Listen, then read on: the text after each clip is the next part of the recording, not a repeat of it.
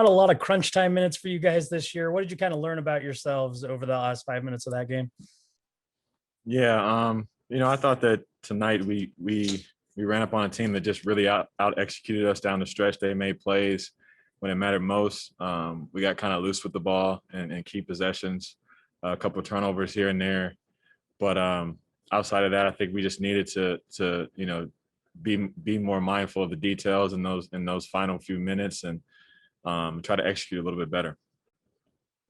Sarah Todd, Deseret News. Mike, kind of in those crunch time minutes, is there anything that you can point to that maybe unsettles a team and leads to you making more mistakes, or is it just purely about focusing? Well, there's a number of things. Tonight I thought it was our spacing in certain situations offensively.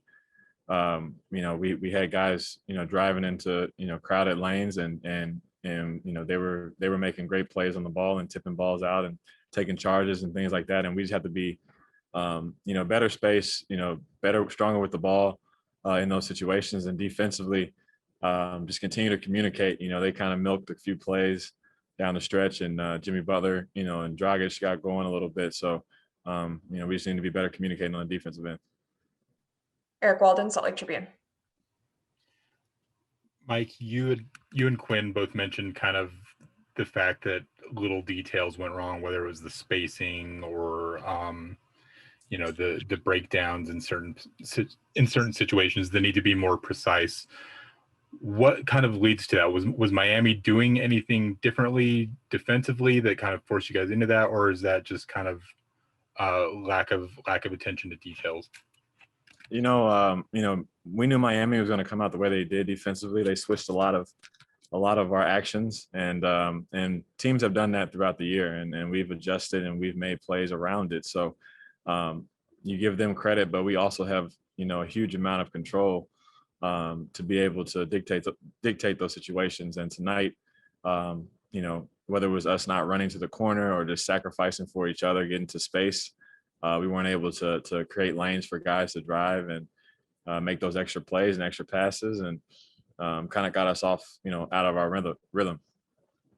Kristen Kenny, Just TV. Mike, tomorrow we're going to see two of the top bench scorers, JC and Terrence Ross. Speaking on JC, what have you seen in terms of his ability to come in and hit the floor running? It doesn't seem like it takes him long at all to warm up. Man, he's a guy that's ready from the time he steps on court. He's his mindset is what sets him apart, I think, from a lot of guys. He's already thinking, in his killer instinct, and it's like a microwave in a sense. Like he's ready to cook as soon as he gets in the game, and that's a testament to his ability, his preparation, before games, to be able to do that, be able to sit the first 7-8 minutes and then come into a game and affect the game the way he does. That's it. Thank you, Mike. All right, thank you.